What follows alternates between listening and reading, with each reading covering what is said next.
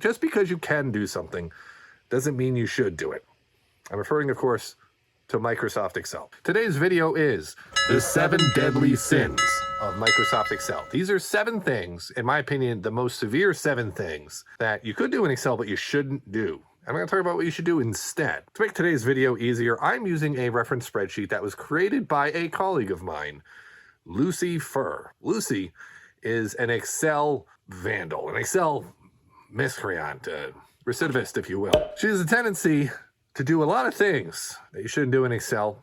And in this case, she actually has sent over a workbook committed all 7 of the deadly sins of Excel. Now, in order to know how to fix these problems, it helps to understand what Lucy was going for in the first place. Lucy emailed me, "Dearest Byron, I hope this email finds you splendidly. I found myself in a bit of a pickle. This year is my first year playing fantasy football, and my league's draft conflicts with my annual retreat to Bolivia. Would you be able to draft my team for me? I would only ask that you use my attached research file to make the picks. I want the team to be as if I drafted it for myself.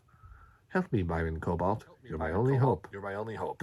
Regards, Lucy." BT dubs, your Excel skills are off the Hina. That's the situation. We have a file we've taken over from Lucy Furr. She is uncontactable. And this might be similar to when someone is out of the office at your company and you have to do their job for them and use their Excel file. That's actually one of the bigger situations when you want to avoid committing the 7 deadly sins of Microsoft Excel. So let's open the file. All right, here's her screen share. Now we've opened up the Excel file for Lucy Furr's Lava Pits. That's her fantasy team name, and we immediately notice a bit of an issue. You see here, I have been giving this message, security warning. Automatic update of links has been disabled. The first deadly sin of Microsoft Excel is leaving live workbook links in a file that you send to someone else, whether through email or through sharing. What is a workbook link? Well, if you look right here, I see on the home page, we have these error cells. So you see here, if I click on this cell, it says a file location is referring to the desktop of Lucy Furr, which obviously, because I am not her and this is not her computer, I don't have access to. So when the Excel file is trying to pull this information, it's getting an error. There are a number of problems that come with leaving live workbook links in an Excel file. But first, I'm going to show you how to actually make one, because in some circumstances, it's fine to make them. Anybody can just take them. The problem is when you leave the links when you send the file to someone else. So here's what I'm going to do. Move this screen over to the side. Making a workbook link is simple. So you see I have 2 different Excel files open. This first cell here, I'm going to do equals, and I'm going to just pick a cell anywhere in this workbook. Now you see it's referred to the file name, and it's pulling that text. Really, any function can refer to a file that you have open when you write it. You can refer to various different types of cells, and in this case, I'm going to go over here, and I'm going to grab this cell in the pivot table. But here are the problems that arise with leaving live links in files. First of all, when you send the file to someone else, obviously they will not have access to a file if it is, for example, saved on your desktop. And that's what's happened here with these links to Lucy Furr's desktop. So I will never know what is actually going on with these links. Furthermore, even if I did have access to the file that Lucy Furr has referred to, if the person who opens the file says enable content for links, it is going to attempt to open the file because the way Excel gets the information from that file is to open it. And this is a major problem where you have a file, for example, that's a very large one, or a calculation that takes a little bit that's from a larger file. One example where it may take too long to open the link is if you're linking to a file that's on Microsoft Teams. A lot of us work in Microsoft Teams now in our day jobs, and that's not a super fast platform to be working out of. If the user that's opening the file allows that calculation to run and allows that link to connect, it is going to take a long time, and in some cases will take so long to open that the end user will wonder if their Excel file is actually broken. And anytime that link refreshes, you run into the same problem. There's a third problem that actually comes up with the different types of links here. If I close this file that I've now linked to, see, the links are actually fine. But if I want to open this file again later, even though this reference is actually on my desktop, you see, I'm going to save this file now. This link that was referring to a field in a pivot table has broken. Now we have a reference error. So not all links actually work even on my own computer. Now you all see the problems with leaving live links in a file. Here are your ways around it. Quick editing note here. I forgot to mention one of the simplest ways around the broken link problem is actually to move the information you're linking to into the workbook that you're in. This means you don't even have to do a remote link in the first place.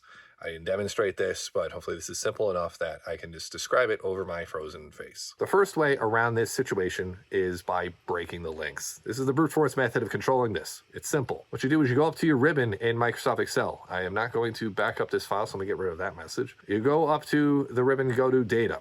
This is where you can look at the different connections your workbook has. What we're dealing with is not a query per se, it is a workbook link. So if you click on the workbook links menu, you'll see we have these two links. We have the error links to the season data file that was on Lucy Furr's desktop. And you have this new link. What you actually want to do in this case is break these links with this button that says break all. You cannot undo this. They won't be able to find those files again after the links have been broken. Now that I have broken the link, it no longer is showing that equals that other cell in the workbook I had opened. The FGW 2023 file is now just the value because the link is broken. This is obviously a little bit of a problem if you actually do need to maintain a link. If you need to pull information into this file and you need the other person you're saving the file to do it, my preferred way to get around this problem is to use a macro. Now, this is the first time we're dealing with macros in Microsoft Excel on this channel. Some of you may be familiar with it, but for those unfamiliar, macros are little programs in Excel. They can be recorded keystrokes and mouse clicks, or they can be programmed actions that you literally tell Excel what to do for you.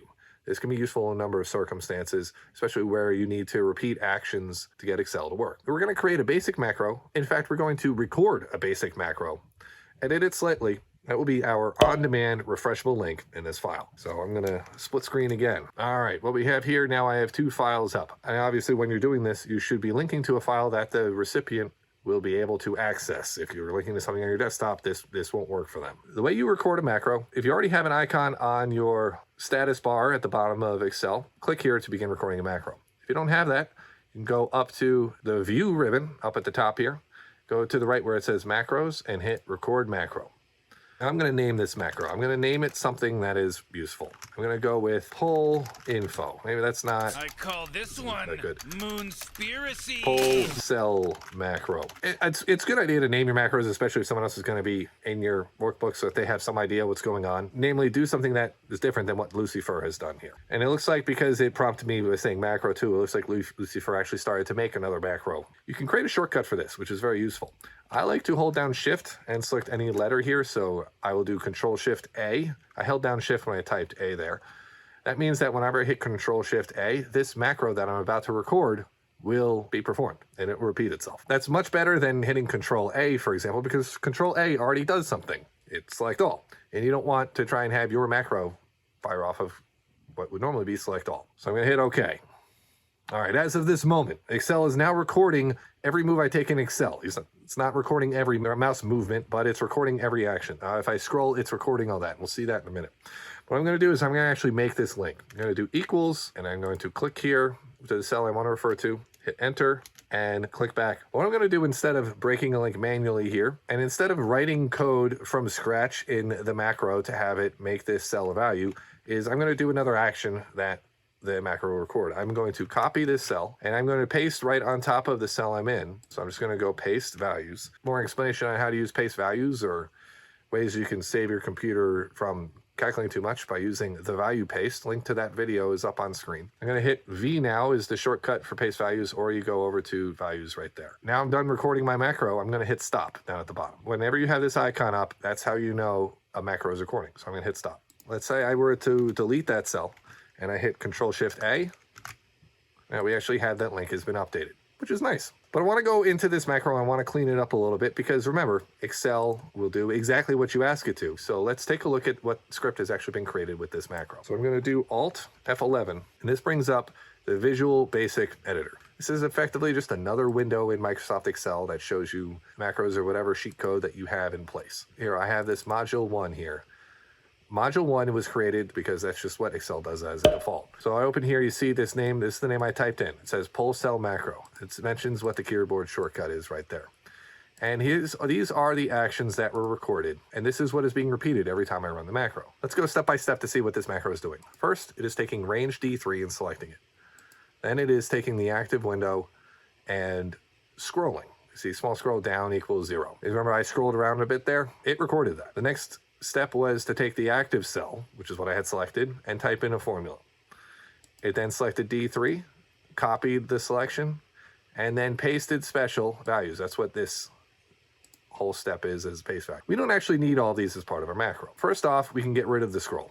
You can delete this and just be done with it forever. But the second step to make our macro a little bit better, instead of selecting D3 in one step and typing a formula in a separate one, what we're going to is take this range D3 and we're going to write the formula directly into range D3. So instead of active cell, I'm going to make this say range D3, and I'm going to get rid of this select line. What this is going to do now is in range D3, it's going to enter the formula that is our connection string. We can do a similar step here by taking range D3 and just directly copying it, and then range D3, we can paste the answer. Now, if we do the same thing, we delete this and do Control-Shift-A. There you go. It has done the macro indistinguishably from the user side, as we did before, but now it's a little bit more reliable. In fact, if we want to be very specific, see, this is calling out range D3. We are actually in sheet 1. So you can do clarify with sheet1.range D3. And that means that no matter what sheet you're in when you run this macro, it will only apply to sheet 1. See, if I had done this in a different sheet, I would have really started to make things look strange. So that's a good thing to remember for writing macros, is to be as specific as you can with what it's referring to. One important thing to remember is when you add a macro to a workbook, you now need to change the file type that you save the Excel workbook under. You can either do XLSM or, my preference, XLSB. Takes a little bit less space. Plus, it's a little bit of a signature. Not many people save files as XLSB. If I see that, I know it's one of my files, almost certainly. Game recognized game if I find someone else that's saving their files as XLSB at work. Now this file is ready to send off, and we have avoided committing the first deadly sin of Microsoft Excel, which is leaving live links in a workbook. Okay, we've done what we can with the link situation. We'll never know what these cells mean. If you remember, what we want to do here is Lucifer has asked us to use her file to make fantasy football picks for her. So we have to get an understanding of what her file is. And I'm looking at this file, and there's a major problem. One of the deadly sins of Microsoft Excel. This is the second deadly sin. Look at all these sheets. Anybody that's worked in an office with Microsoft Excel knows that this might not even be a lot of sheets compared to what some people use. The second deadly sin of Microsoft Excel is using too many sheets. I can tell you just by looking through. Yeah, we have some interesting things going on, but we have a lot of pivot tables. We got some data sheets. Yeah, this is... Now, there's a lot of things here, but it does not justify the number of sheets that we have. So how many sheets should a Microsoft Excel workbook have? Well, there's not a single number that I can give you to say in all circumstances you shouldn't have more sheets than X. But 3 is a good rule of thumb. You see, Microsoft Excel as a default when you create a new workbook, the setting is to give you 3 sheets. And that's actually a good starting point for the number of sheets. If you have to use more than 3 sheets in Excel, you should make sure you're doing so in an organized fashion. But what are these sheets and what are you using them for? There are 3 main types of sheets that you'll have in a Microsoft Excel workbook. The first type of sheet is a data sheet. This is a list or a table or a bunch of information here, organized information. Most Excel workbooks can get by with only 1 data sheet. You may need multiple. If you have certain things that you need to look up repeatedly, that I put in here as an example called a lookup sheet, you want 1 data sheet for each list you need to refer to. And to be clear, what we're dealing with Lucy Furr's workbook, she has multiple data sheets, and the lists are technically different, but they're effectively the same. What she's done is she has split out lists by position. See, she has a list of quarterbacks with their stats. We have a list of running backs with their stats. A list of wide receivers with their stats. These sheets can be combined into 1 data sheet just by adding a few columns to make sure that the data is consistent for every entry in the list. You may also, in your workbook, have sheets for pivot tables. Typically, you'll only need 1 pivot table because pivot tables use filters and slicers and various functions where you can look at different things quickly in a pivot table. At the very least, you only need 1 pivot table per data sheet. What Lucy Furr has done in her workbook is she has made a different pivot table for different data sheets. She has multiple data sheets, and thus she has multiple pivot tables, and in some cases more than 1 pivot table per data sheet. So this can all be compressed as well. And then the third type of sheet you're likely to have is the manual calculation sheet. This might also be somewhat of a header sheet. This is where a lot of direct functions being typed in. Maybe it refers to the data sheets. Most likely it refers to those sheets. But this would be the third sheet in your workbook. Now, that's not to say every workbook needs only 3 sheets. For example, you may have an action item list if this is a shared file. An action item list should be its own sheet instead of being crammed into either the data sheet or a manual calculation sheet or anything like that. You may have a lot of graphs. Excel will output statistical reports and other sheets, sometimes depending on what functions you're using. Those obviously can get their own sheets, but for the most part, you want to keep the 3 sheets. But now that we've established that as a target, how do we actually get Lucy Fur's Excel file into one functional workbook here? I've gone through all the sheets and I've tagged the different types of sheets that they are. What I'm going to do is I'm going to combine the sheets where they're similar. She has 3 different types of data. Her data sheets can be combined down into 3 sheets. We have 2 types of calculations, and those can combine down into 2 calculation sheets. All of her pivot tables are effectively doing the same thing. They're just pulling. What Lucy Fur has done in her workbook is she has made a different pivot table for different data sheets. She has multiple data sheets, and thus she has multiple pivot tables, and in some cases more than one pivot table per data sheet. So this can all be compressed as well. So there you have it, 7 sheets for Lucy Fur. And once you combine these sheets, I recommend that they are colorized. That's an option in Excel, is to colorize your tabs. And I like to colorize them actually by sheet type. It's also important that you name your sheets if anyone else is going to find any use from your workbook. So let's start combining this information. Now, combining information isn't always straightforward, so we can do a little bit of that together. I mentioned before, Lucy has different sheets for player stats by position, and those can be easily combined. One of the most obvious examples of this is sheet 5 here. This is wide receiver stats. I can remove this filter. And sheet 6 is tight end stats. The column headers for these data sheets are exactly the same. Tight ends and wide receivers in football have similar stats.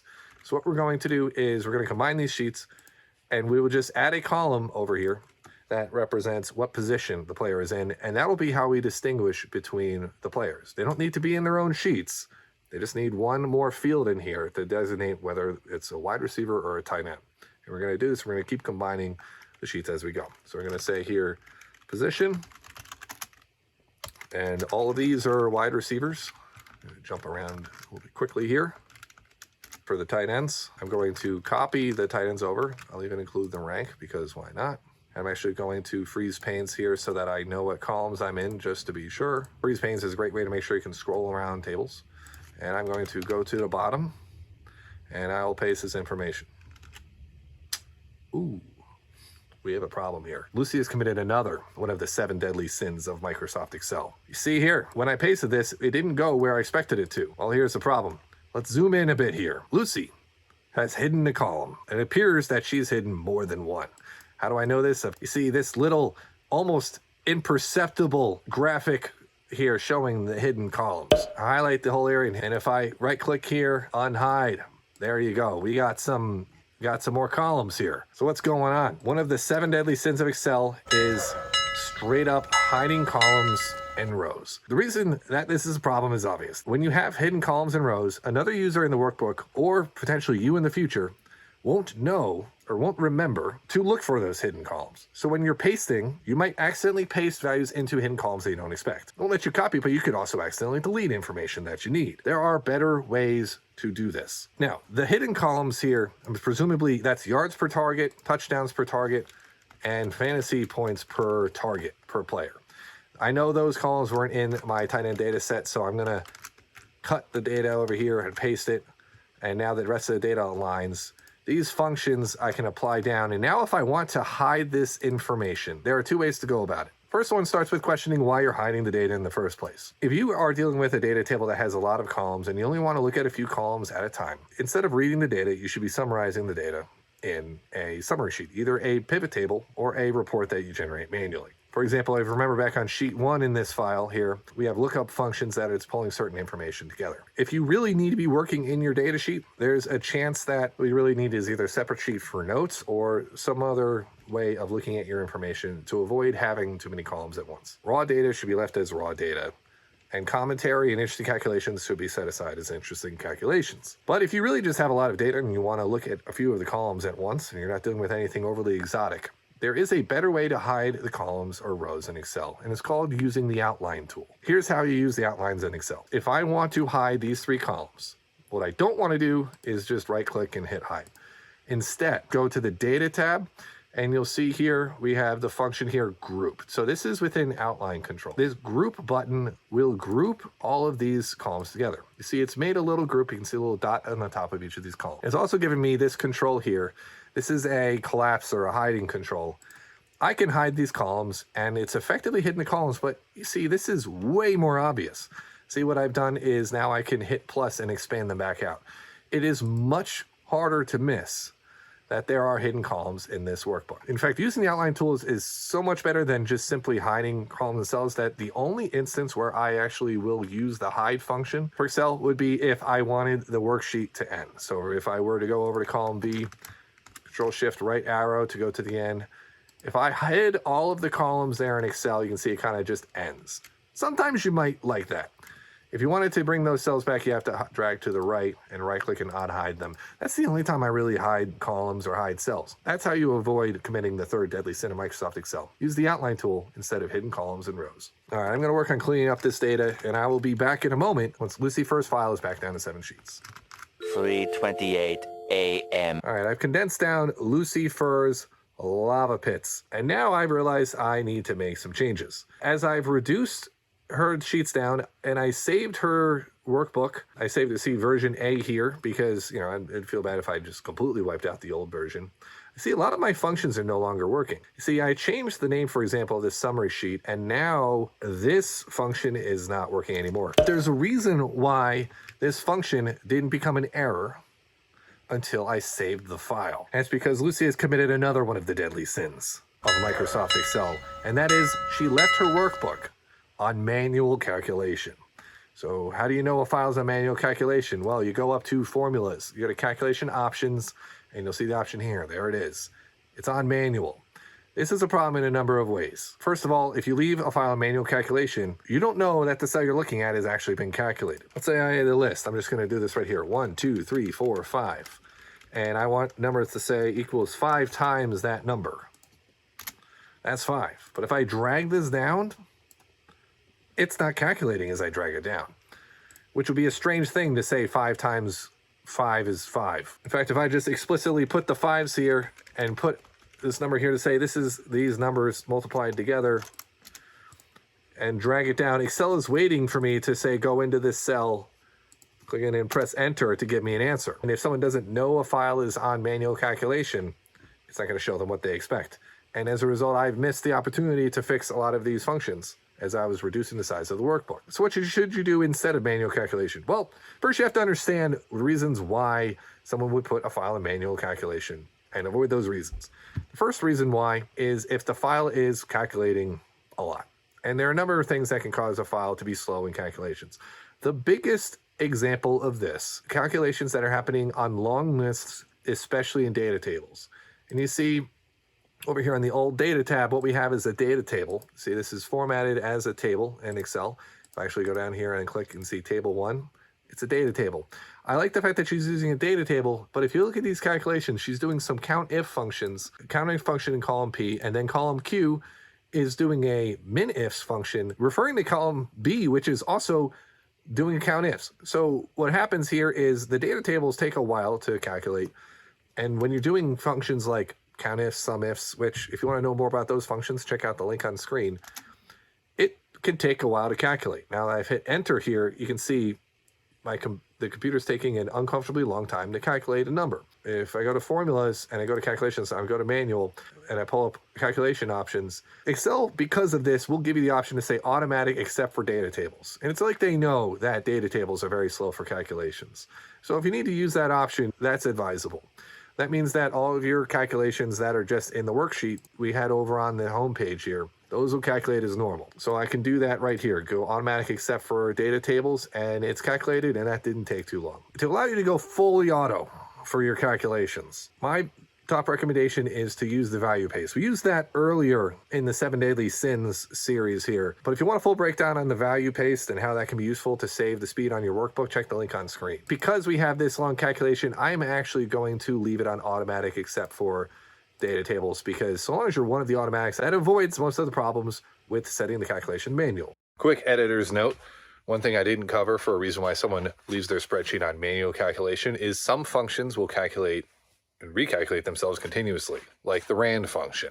And the way around this is to use a macro like we did in our first deadly sin of Excel. You can apply the same type of copy and paste value method to get around the constant recalculating of the rand function or any other function that works similar to that one. Back to the video. I'm going to start to fix up these equations here so I can start to understand what Lucifer wants me to do with their fantasy football picks. She has best prospects here. Now, I just reduced a lot of her data sheets into one because she had way too many sheets. That was a different sin of Excel. But you see in here, now I need to fix this cell. But what's going on here? She's looking by column Q of what was the quarterback sheet and is coming out with Josh Allen as the number one value here. I'm going to open up Lucy's old workbook and find which column she was referring to. And I can actually do that live by taking my current Lucy Furs file and comparing it to the old one. And you see what Lucy Fur was doing was taking the largest value in fantasy points per game for quarterbacks and making a top 5 of it. Then she listed out the quarterbacks individually, which seems like a strange thing to do because if you're looking up that value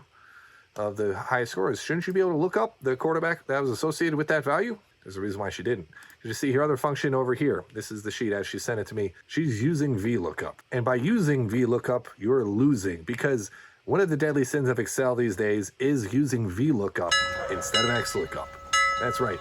VLOOKUP is that inferior to XLOOKUP that using it by itself is a mistake. Almost certainly the reason why Lucy has decided to type Josh Allen's name in here is because one of the problems with VLOOKUP is you can't look to the left. Can't turn left. What do I mean by that? Well, this VLOOKUP here, she's looking up in the quarterback sheet. Now, this is before we compress the sheets, but if you look over to the quarterback sheet, first, Lucy wanted to know the number one ranked player in terms of fantasy points per game. And so she took the largest value in column Q of fantasy points per game, which is great. But because the way VLOOKUP works is you select an area, for example, you will look amongst the entire table. VLOOKUP will look up a value in the leftmost side of the table. If you're looking up the score of fantasy points per game, to actually pull the player name out, to get VLOOKUP to work, you would have to move the player name to the right of fantasy points per game. With XLOOKUP, you don't have to do that. Now, to give the devil his due, the large function that Lucy was using to get the highest fantasy points per game was relatively simple when you had only quarterbacks in a sheet. Because you can't just take the largest in the fantasy points per game column anymore. What you need to do is have a different column to look up to get your top 5. So I'm going to do here QB fantasy points per game.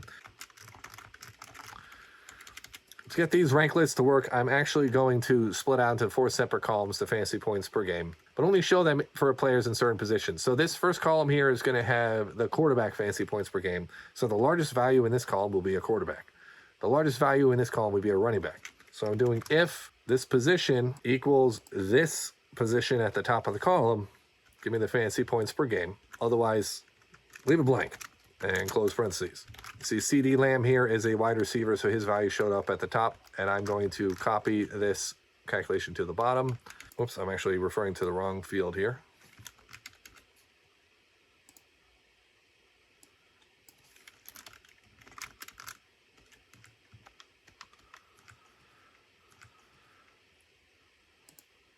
And I can apply this on down, except I want to change the reference column here each time I do it. Now, if I want to pull the prospect name and have it always be pulling the right one instead of having to type it in manually, like say I want to actually pull up, extend this list down a little bit, I can do an XLOOKUP.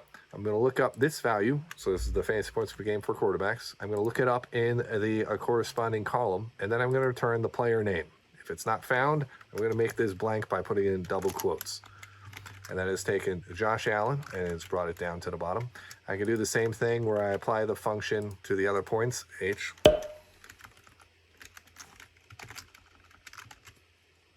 Although we have a little bit of an issue here. As a bonus tip today, we're going to show how to break tiebreakers when you're doing a large function like this. So you see here, Sam Laporta is showing up twice.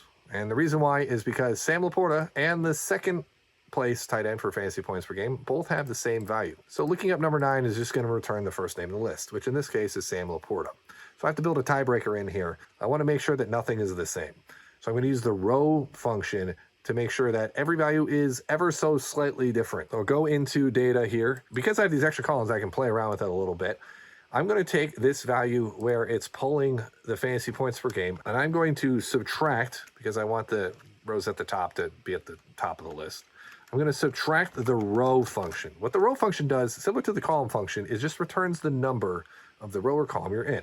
So a row function in row 3 will return the number 3. What I'm going to do is I'm going to subtract the row function from this total, but I'm going to divide the row function result by some astronomically large number, like 1 billion, which means that it'll round to the same exact number but they will be slightly different. Now, if I go check over my list, Mark Andrews' name actually does show up for a score of 9.0. 9.0 minus like a decimal of like 1 billionth or 200 billionths or something like that. You just want to make sure that when you are making your row number so small that you don't notice it, it has to be multiple orders of magnitude smaller than the numbers you're working with. All right, and one last fix here. I have to get rid of a few more VLOOKUPs here. I'm going to knock these out and replace them with their like-for-like replacements and actually delete all this nonsense I have over here. So that's right. One of the sins of Excel, one of the mistakes you can make in Microsoft Excel is using VLOOKUP. And the way around it is to use XLOOKUP. But we're not done here. See, we still have a few more weird entries here on this table. She has in here, she has a scouting report for certain players. It's relevant when the scouting report date is. This is presumably when she watched film on the player. Just doing a research here. As you're going down this list, so you see most of these are showing dates, but if you actually look here, this is showing 2 dates. If you wanted to actually sort this or look and say, look at all the players who had scouting reports at an old date, well, we'll set the error aside for now. You have actual dates. Excel recognizes these scouting report dates as dates, but then you have this weird double entry. What's going on here? If we look in the sheet this is looking up, which is the scouts sheet, which is where she has her scouting reports going on, you can see the problem. The entry here for Dak Prescott, she has crossed out 6/22/24 and replaced it with 7/1. Presumably she scouted him first on 6/22 and then watched him again on 7/1. This is a problem because she has used the cross-out formatting in Excel to cross the date out and entered a new one. This is one of the sins of Microsoft Excel. A date in Microsoft Excel is a number. Text crossed out and then replaced with a new date is not something Microsoft Excel will recognize as a date. In fact, it's not a date anymore. This is free-form text. So what should Lucy be doing here instead? Well, here's what's really going on. The relevant date in this column is the date of the most recent scouting report. That should be its own column. What Lucy needs to do here is have a separate column if she wants to show previous scouting reports. She can have 2 columns, one with the most recent scouting report and one being all the old scouting report dates, or maybe she wants to have a date for the most recent, the second most recent, etc. That's up to her. But the point is, the key column, which is the most recent scouting report date, needs to be just dates. It means you can't use the cross-out functionality here. Previous scouts. You can do 6/22/24, and you can cross this out. You can make this a comment field if you don't need to use this as dates. Maybe she also did it on 6/1 and then she done 6/22. If you don't need to index the column, this is effectively like free-form text here. That's really what it is. But this column, this needs to be reserved for the final date. So 7/1/24, Excel will hopefully accept that date. There you go. 7/1/24. Now, if I go back over to the summary sheet, now these lookup is actually pulling the right information together. This is something that people use a lot when they're dealing with tracking spreadsheets. Say project trackers where multiple people are in a spreadsheet updating status on different things they're doing. If you want to summarize when status has been updated or what commit dates are, you can't have these crossouts in the same column. You have to separate them into different ones. And that's how you avoid one of the deadly sins of Microsoft Excel. We're nearing the end here. We're just about ready to actually analyze and kind of draft Lucy Furr's fantasy team on behalf of her, but we have an error here. See, this CD Lamb entry is resulting in an error. All the other players are working, and this is looking up in the scouts sheet. So what's going on here? Well, if we go over to the tab where this is looking up, so we go over to the scouts sheet. If you look at CD Lamb, you see most of these players are coming through fine. Tyreek Hill is coming through fine. CD Lamb is not. We have to debug this error a little bit.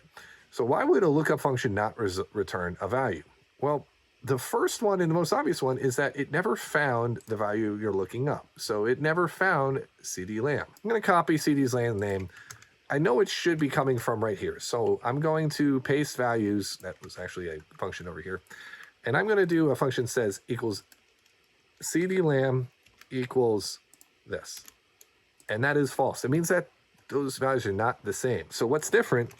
If you look closely, there is a space before CD Lamb's name. That's right. Lucy Furr has committed all 7 of the 7 deadly sins of Microsoft Excel. One of them was the usage of spaces to format text, especially text that needs to be looked up against as part of a data table. Lucy Furr was going for was all of the Dallas players here. She has Dak Prescott and then a bunch of players that Dak Prescott will be throwing to. And she wanted to indent these names over. That's one reason why people use spaces. Another reason why you might use a space, because you want to get a carriage return. Maybe you just lay on the space bar and hit wrap text, and that's what you're going for. That's a no-no. You don't want to do that because it will break your ability to then use lookups in the future. So what should you do instead? Well, it's pretty straightforward.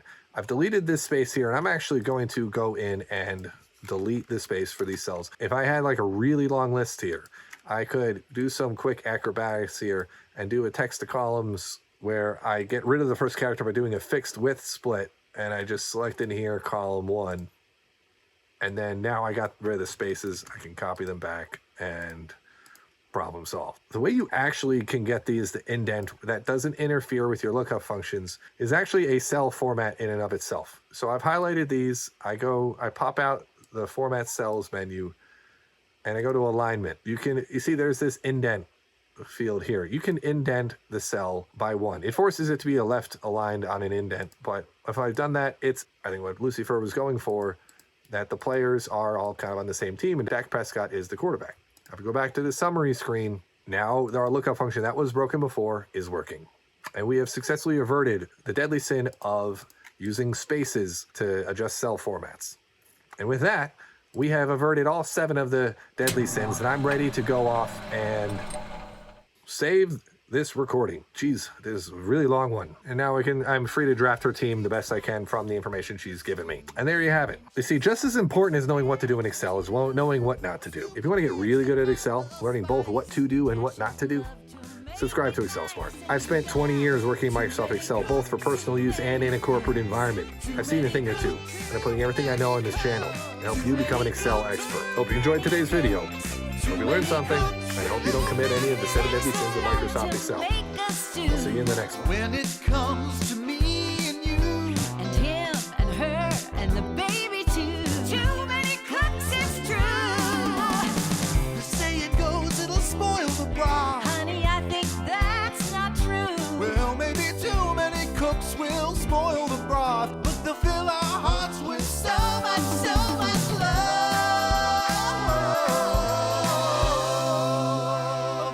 Too many cooks. A family is like a soup.